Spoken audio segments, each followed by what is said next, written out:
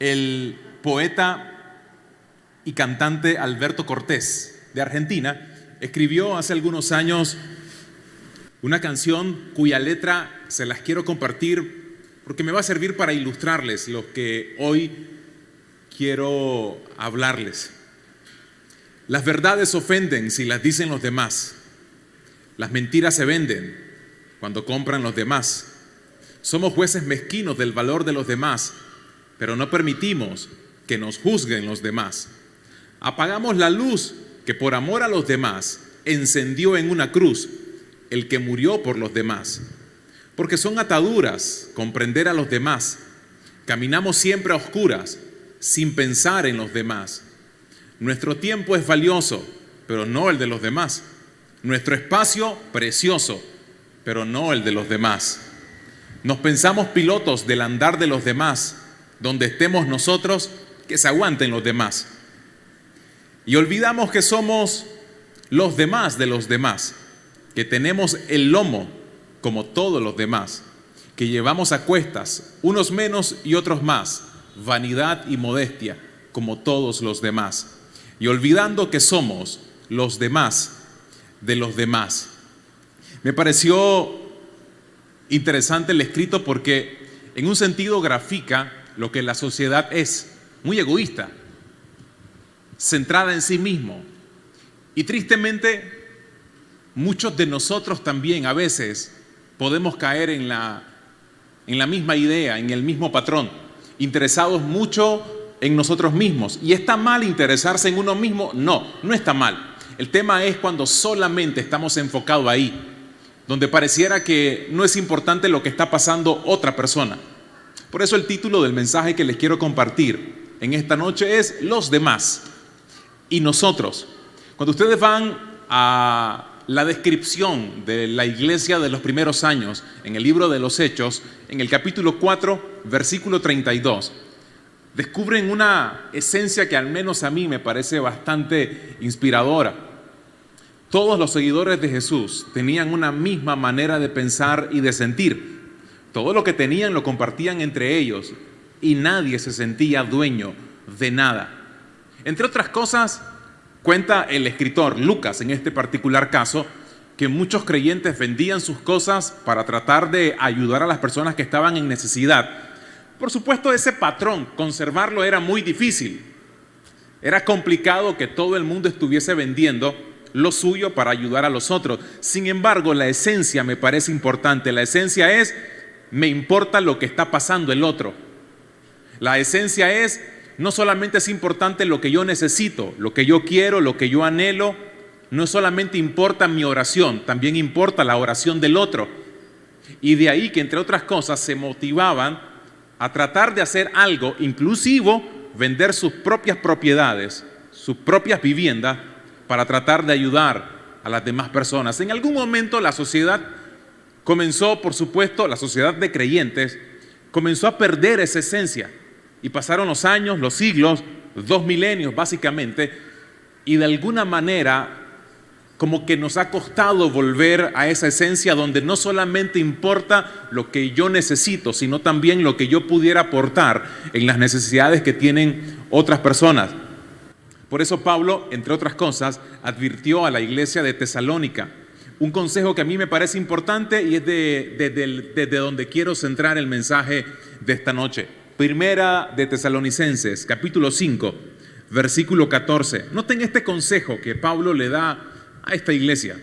Hermanos, también les rogamos que amonesten a los holgazanes, estimulen a los desanimados, ayuden a los débiles y sean pacientes con todos. Noten que aquí el consejo de Pablo en un solo versículo es básicamente: les estoy pidiendo que presten atención a los otros. Vean a un grupo de personas holgazanes, vean a este otro grupo de personas débiles y vean a este otro grupo de personas desanimados. Y por favor, sean pacientes con todos. Y entonces quiero al menos tomar este grupo. Probablemente no es una lista exhaustiva. Por supuesto, en nuestras iglesias, en la sociedad, hay personas que tal vez no entrarán dentro de estas categorías, pero que mi deseo es animarles en los próximos minutos a poder ver a partir del consejo de la palabra lo que ustedes y yo pudiéramos hacer. Número 1, para vencer la tentación de solamente querer pensar en nosotros. Y número 2, descubrir formas en las que Dios nos puede usar como instrumentos para ayudar a otras personas dependiendo de la necesidad en la que se encuentran, la condición en la que se encuentran. Entonces quiero que vean el primer grupo del que el Pablo está hablando, los holgazanes. Amonesten a los holgazanes. Esa palabra holgazán es una palabra que básicamente describía originalmente al soldado que había abandonado a un ejército o que rompía la formación. Así que también se puede leer advertir a los desertores. Cuando Pablo dice amonesten a los holgazanes, por la palabra original, también pudiera estar diciendo, hey, adviertan a los desertores. Y ustedes dirán como que no tiene mucho sentido, sí, un desertor y un holgazán. Y es que de pronto también tiene que ver con los conceptos que uno maneja. Hay otras versiones que lo traducen, amonesten a los que son ociosos, a los que son perezosos. Y aquí es donde uno se da cuenta que lo ocioso, lo perezoso y todo lo que tenga que ver con la holgazanería tiene justamente una idea concreta, al menos en la Biblia. Toda persona que bíblicamente es considerada perezosa no es aquella que no hace nada, sino aquella que hace cualquier cosa que no sea parte de su propósito. Se los repito, pereza, bíblicamente hablando, no significa no hacer nada. Normalmente uno asocia pereza a aquella persona que está acostada y que no quiere hacer nada. Y tiene que ver, sí, un poquito, pero no es únicamente, no es una definición exhaustiva. Sos perezoso, no querés hacer nada. Esa no es únicamente una de las expresiones de la pereza. Pereza puede ser alguien que hace cosas, pero lejos de aquello que Dios ha determinado en su propósito. Eso bíblicamente también es pereza. Noten lo que dice Pablo en esa misma carta, en el capítulo 4, versículo 11. Pónganse como objetivo vivir una vida tranquila. Ocúpense de sus propias responsabilidades y trabajen con sus manos, tal como los instruimos anteriormente. ¿Cómo pudiéramos describir a un holgazán? ¿Quién es un holgazán? ¿Quién es un perezoso? Para usar el término más común. ¿Quién es un perezoso? Número 1, es alguien que no tiene iniciativa. Es alguien que por cuenta propia no tiene la iniciativa de hacer cosas. Noten lo que dice Salomón en el libro de Proverbios, en el capítulo 26, verso 14. ¿En qué se parece el perezoso a la puerta? Casi que parece un juego aquí del escritor. Y él mismo se responde, en que los dos se mueven, pero ninguno avanza. Igual es el perezoso e igual es la puerta. Se mueven, pero no avanzan. No están programados para avanzar. Ese es el problema de la vida de estos. No quieren comprometerse, no hacen promesas, no quieren aceptar ninguna responsabilidad. Está habituado a hacer las decisiones más suaves y fáciles, evitando los desafíos que son más difíciles. Y más bien, tienen el hábito de seguir la línea del menor esfuerzo. Eso básicamente es una descripción de un perezoso. Si puede hacer las cosas más fáciles, no por estratégico, sino por pereza, justamente es lo que Pablo nos dice, amonesten. Amonesten es, hey, hacerle ver que el comportamiento que está teniendo no es correcto. Y particularmente esto debería de cobrar mayor relevancia para nosotros que somos padres, para aquellos que tienen hijos. Porque justamente una de las características más comunes de esta generación es precisamente eso. Una generación que está cada vez más distante de la actividad física, más ociosa, una vida más sedentaria, una vida más pegada a los dispositivos. No solamente los muchachos, los más jóvenes, nosotros también que ya vamos progresando en la vida, también de pronto hemos caído en la misma dinámica. Y en ese asunto normalmente, tristemente podemos ser categorizados en esto. Pero no solamente es esto, no solamente le falta iniciativa al perezoso. Número 2, si comienza algo, no lo quiere terminar. Número 3, es experto en fabricar excusas. Es que no lo termino, no lo hago porque Y en el fondo es porque no hay un deseo, una pasión, una iniciativa. No hay algo que le enciende su corazón. Número 4, insisto, la lista no es exhaustiva, pero pueden haber más cosas. Vive frustrado.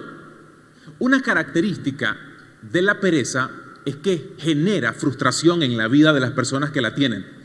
Y ustedes dirán, ¿y cómo es posible? Noten lo que dice Proverbios, capítulo 13, versículo 4. El perezoso desea, pero no consigue. Desea, pero jamás lo alcanza.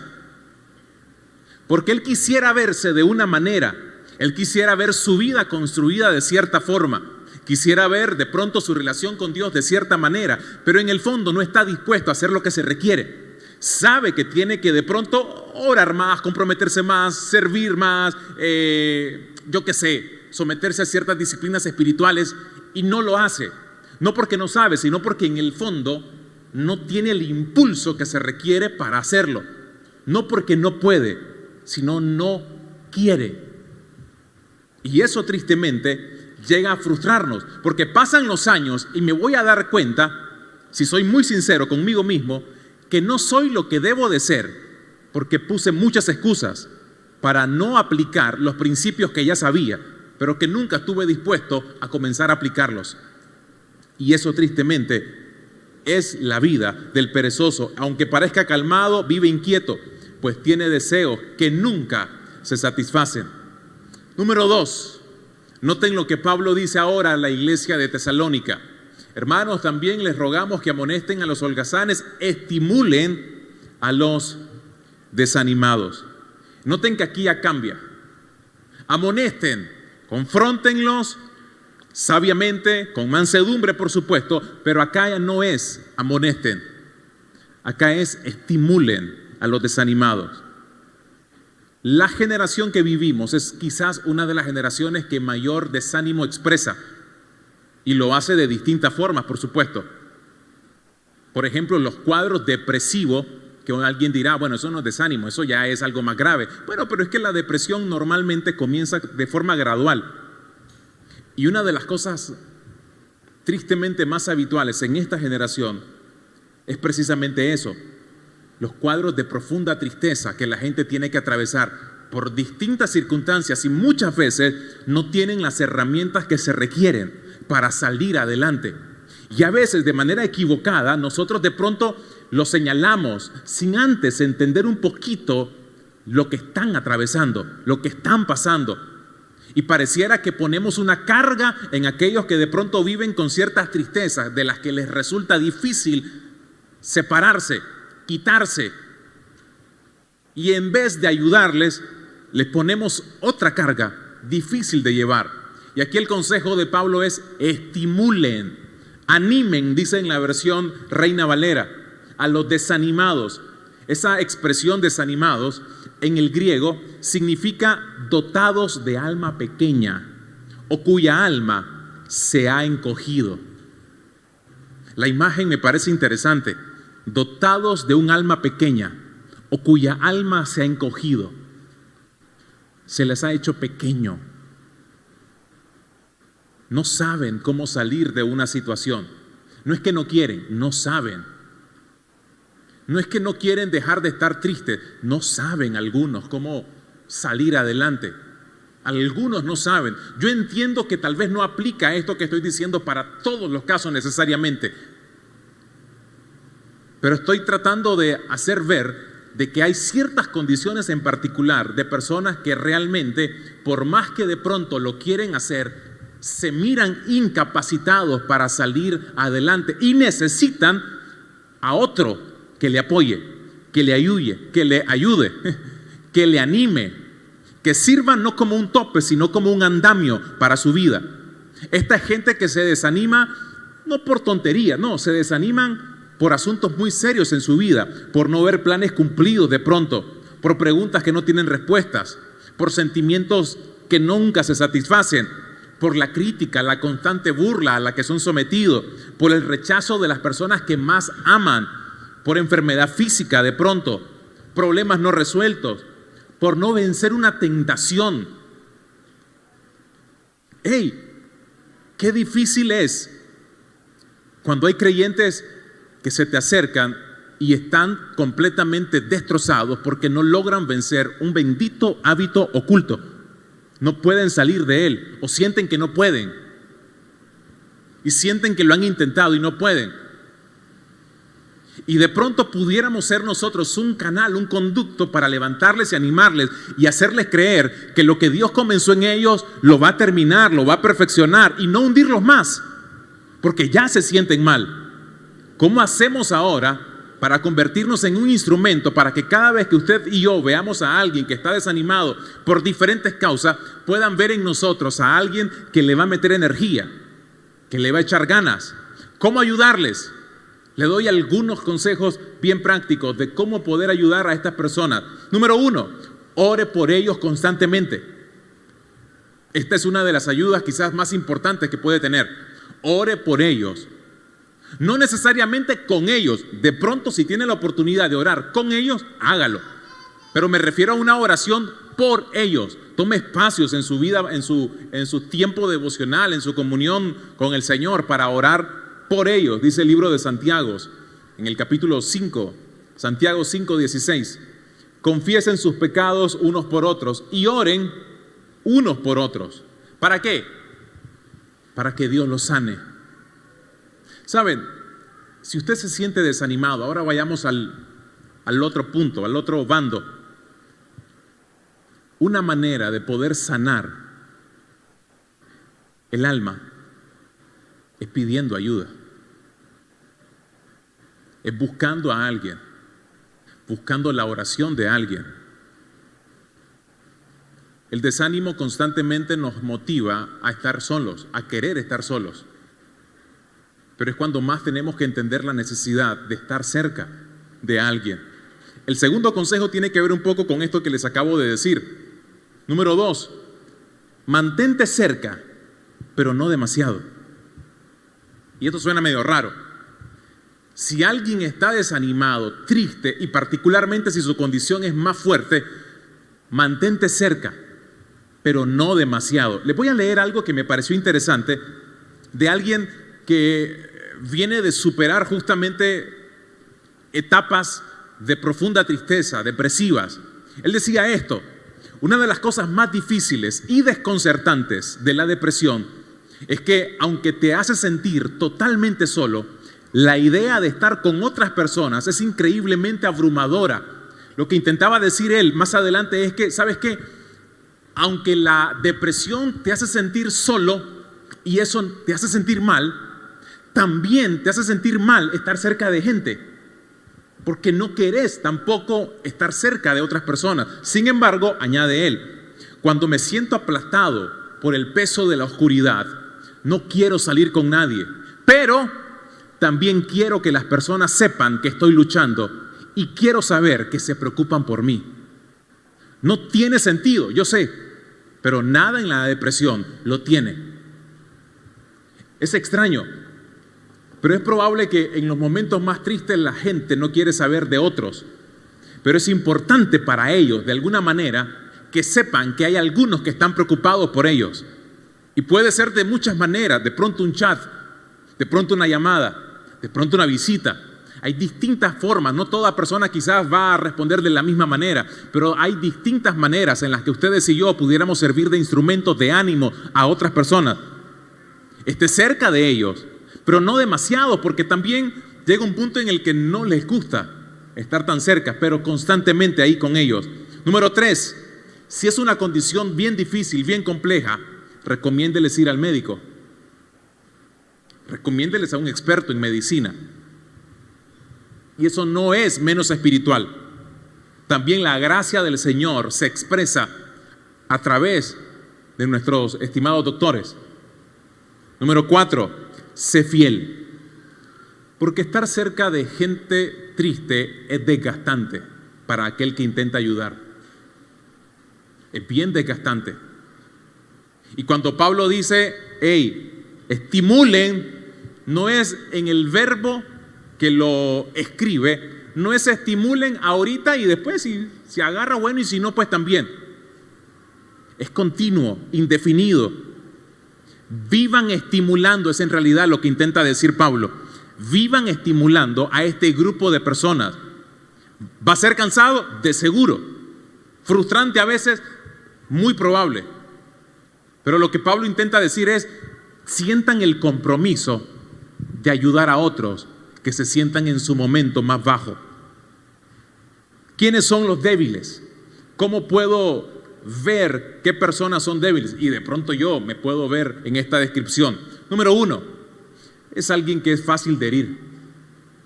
Una persona débil es fácil para sentirse ofendida. Es una persona hipersensible. Número 2, se preocupa demasiado. ¿Por qué? Porque si es un creyente, porque su fe es débil. Fácilmente se preocupa. Le subió 100 córdobas, 200 córdobas el recibo de la factura de energía y ¿cómo voy a hacer para pagar? Y de pronto, desde los temas más cotidianos hasta los más relevantes, le quitan la paz. Número 3, es alarmista. Un creyente débil se preocupa de cosas que bíblicamente no debería de preocuparse, pero como es débil, es alarmista. Y ahí es donde tenemos que aprender a ayudar a estas personas. Noten que Pablo dice, ayuda a los débiles. Es lo que dice en 1 de Tesalonicenses 5:14. Ayuden a los débiles. Porque el débil es fácil de herir. Porque el débil se preocupa demasiado. Porque el débil es alarmista. Y porque el débil, entre otras cosas, tiene poco discernimiento. ¿Saben qué significa eso? Confunde las cosas que son de Dios con aquellas que no son. Pablo escribió en Romanos 15, versículo 1. Los fuertes en la fe debemos apoyar a los débiles en vez de hacer lo que nos agrada. Noten esto. Cuando yo pienso en mensajes como estos, una de las luchas internas en mi cabeza, a menudo, no sé si sucede en todos los que predican, supongo que en la mayoría, porque es casi que un principio, ¿no?, de la predicación. Uno a menudo piensa en la necesidad de su público para tratar, a través de las Escrituras, de poder ofrecer herramientas que ayuden justamente en esa área de necesidad que se tiene. De ahí que cuando uno se prepara, intenta, a través de la sabiduría divina, poder proveer ciertos recursos bíblicos que ayuden a las personas que escuchen a salir de este auditorio diciendo, eso me sirvió a mí. Yo que estoy en deuda, me sirve ese consejo financiero. Yo que tengo problemas ahí para perdonar, me sirve ese consejo para salir de esta lucha de la falta de perdón. Yo que tengo problemas en el matrimonio, me sirve mucho ese consejo que acaba de decir el pastor o la pastora. A mí que me cuesta salir de esta y esta otra lucha, me sirve mucho. Entonces, uno se siente bien como predicador cuando uno descubre que el mensaje fue útil para cada persona, o al menos para la mayoría de las personas. Pero hay mensajes como estos que particularmente en mí generan lucha. ¿Por qué? Porque a menudo cuando uno escucha algo, lo primero que quiere es sentirse identificado con el mensaje porque te tiene que proveer un recurso para una necesidad en particular. Pero ¿qué tal si este es un mensaje que no te provee necesariamente para una necesidad en particular, sino para la necesidad de otro? Es casi como que una tarea en casa. Es casi como que hoy Pablo lo que intenta decirnos a través de este texto es, ¿saben qué, iglesia? En este momento, estos minutos, por favor, renunciemos a la idea de querer solamente creer cómo Dios nos puede proveer a una necesidad, sino que veámonos hoy como un instrumento de Dios para llevar la gracia, el amor, la misericordia, la fortaleza y el ánimo que Dios quiere ver en otros a través de ustedes. Para que cuando ustedes hablen, sea Dios hablando a través de ustedes para la vida de otras personas. Porque de pronto me ocupo tanto en mí, mis oraciones giran tanto en mí, que me olvido que después de todo, la vida no gira alrededor de mí. La vida gira alrededor de lo que yo puedo hacer por otros. Y en la medida en la que yo ayudo a otros, encuentro de manera satisfactoria que me estoy ministrando más a mí, que me termino llenando mucho más a mí mismo. Y una de las evidencias de madurez espiritual, mis estimados, es que comenzamos a pensar menos en nosotros mismos para pensar más en otros, en los demás y no en nosotros. De ahí el título del mensaje: los demás y nosotros. La Biblia nos enseña una y otra vez lo importante de cuidar a nuestro prójimo. Termino con la historia que seguramente la mayoría conoce. En el Génesis se describe el momento cuando Dios confronta a Caín luego del crimen que éste había cometido en contra de su hermano Abel. Recordarán el episodio. En un arranque de furia, Caín le arrebata la vida a su hermano Abel. Cuando finalmente piensa que se sale con la suya, Dios sale al encuentro de Caín. Y una de las preguntas que Dios le hace a Caín es: ¿dónde está tu hermano? ¿Dónde está? ¿Y qué le responde Caín? Noten el atrevimiento de la respuesta. ¿Acaso soy yo guarda de mi hermano?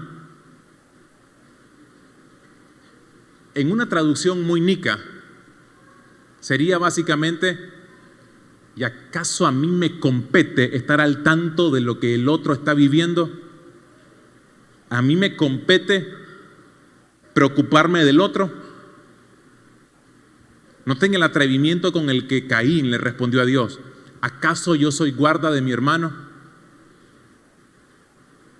Dios no responde a esa pregunta atrevida de parte de Caín, pero por supuesto queda claramente segura cuál era la respuesta divina. La respuesta es sí. Tenés la responsabilidad de guardar a tu hermano. Tenés la responsabilidad de cuidar al otro, no solamente de ti mismo. Y nos cuesta mucho, particularmente, permítame ser todavía mucho más aterrizado en nuestras relaciones familiares. ¿Saben cómo demuestro que soy un guarda de mi hermano? Por la forma en la que manejo, la manera en la que hablo, cuando estoy discutiendo con mis hijos, cuando estoy discutiendo con mi esposa, esposo, con tus padres. Y cuando meto la de andar, cuando hablo en un tono que no es. A menudo tengo a mi esposa ahí a la par, me dijo: no debiste haberle hablado así a tu hijo. No debiste haberle contestado así a tu mamá. No debiste haber hablado en ese tono. Y no es simplemente como aprende a controlarte. No, ¿saben qué es también? Aprende a guardar el corazón de los otros. Porque tu responsabilidad también es guardar el corazón del otro. Cuando les decimos, mis estimados, en las relaciones familiares, trátense de la forma correcta, no es simplemente porque es un principio bonito que hará que la familia tenga paz. De paso lo habrá, por supuesto. Sino porque es una ordenanza divina de ser guardas de nuestros hermanos, de nuestro prójimo, de aquellos que requieren nuestra ayuda. Y usted dirá: pero yo necesito ayuda. Sí, está bien, todos necesitamos, por supuesto, cierta cuota de ayuda. Pero eso no impide en ningún momento que yo tenga algo también para ofrecer a otro. La idea es que después de este servicio, cada uno de los que estamos acá podamos salir con esta pregunta: ¿a quién conozco yo que se encuentra tal vez en una situación como la que Pablo acaba de decir y yo pudiera ayudar? ¿A quién conozco yo que está desanimado, triste y que de pronto no he sido tan comprometido en querer saber cómo está y cómo yo le puedo ayudar. No solamente es una tarea pastoral o de un líder espiritual, es la tarea de una comunidad de creyentes. Por eso me encanta lo que se describe en el libro de los Hechos que leímos al comienzo. Se interesaban por las necesidades de los otros. Estamos tan acostumbrados a demandar que nos ayuden que se nos ha olvidado la responsabilidad y demanda divina de ayudar a otros. Y la idea es que salgamos de aquí, permítame decirlo de esta manera, con esa carga, con esa idea aquí cruzándose en la cabeza. ¿A quién pudiera llamar hoy? ¿De quién me puedo acordar en este momento? Que tengo rato de no saber nada de él o de ella y yo sé que está mal. Y yo sé que a lo mejor una llamada de alguien que le dice, ¿sabes qué? Estoy pensando en vos. O hoy me acordé de vos. Me hicieron acordarme de vos. Y solo te llamaba para saber cómo estás. ¿Y sabes qué? Antes de dormirme, cuando ore, voy a orar por vos. No necesariamente ore ahí por teléfono, salvo que se lo pida o que el contexto se dé. Pero es vivir intencionalmente con esa idea de ¿qué puedo hacer por el otro? ¿Qué puedo hacer por el otro? ¿Qué puedo hacer con alguien que veo que es holgazán, que es perezoso? Y no lo veo simplemente para regañarlo, no, porque no es regaño, es el deseo de que encauce su vida al propósito divino. Porque recuerde, la pereza no es alguien que no hace nada. Perezoso no es alguien que no hace nada. Perezoso es alguien que está haciendo cosas que están lejos de la voluntad del Señor, lejos del propósito de Dios para su vida. ¿Cómo pudiera hablar con él, acercarme a él y decirle, ¿sabes qué? He estado notando este y este otro comportamiento y me parece que eso te hace daño. Usted sabe que hay conversaciones que son difíciles, ¿verdad? Con algunas personas. Con los débiles. Es difícil a veces hablar con los débiles porque se ofenden fácil. Y uno tiene que jugársela con las palabras. ¿Cómo hago para que no se ofenda? Pero necesito ayudarle y quiero ayudarle. Porque si no, se va a mantener en esa condición de debilidad. Y yo creo que puedo ser un instrumento de Dios para que esa persona crezca, madure finalmente. Y cuesta mucho. No sé si le pasa. Hay gente con la que a uno le cuesta poder decirle cosas. Porque no sabes cómo va a reaccionar, qué va a pensar. A lo mejor se va a ofender o va a interpretar las cosas de manera equivocada. Y uno pareciera que está pensando 3 o 4 variables aquí de cómo uno dialoga con esa otra persona. Pero ¿sabe qué? El riesgo lo vale. Porque después de todo, estoy llamado a ser guarda de mi hermano. En algún momento el Señor nos preguntará, ¿dónde está tu hermano? ¿Dónde está Abel? ¿Dónde está? ¿Dónde está Mario, Ricardo, Carlos, María, Carmen?